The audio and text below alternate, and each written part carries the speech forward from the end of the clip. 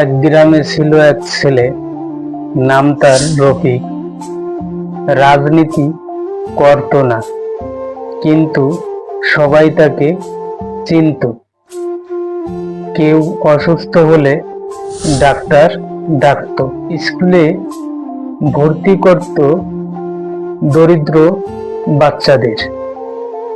কেউ ধান কাটতে না পারলে দল নিয়ে ধান কেটে দিত। একদিন হঠাৎ মাইক হাতে তুলে নিয়ে বলল, এই রাস্তা আমাদের হবে, এই স্কুলে নতুন টিচার চাই। মানুষ অবাক হয়ে বলল, এই ছেলে তো আসলেই নেতা। নেতা হওয়া মানে ছবি তোলা না, পদ পাওয়া না।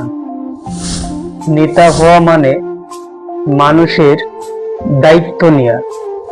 নেতা হওয়া মানে মানুষের ভরসা হওয়া। নেতা মানে শুধু স্লোগান না, ভরসা আর ত্যাগ।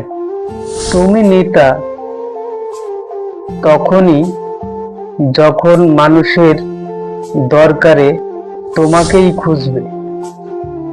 তোমার কণ্ঠে সাহস থাকবে, চোখে থাকবে সহানুভূতি।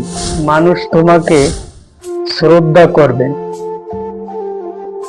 ভয়ে নয়, ভালোবেসে।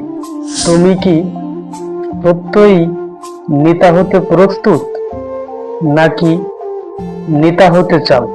তাহলে আগে মানুষের মতো মানুষ হও।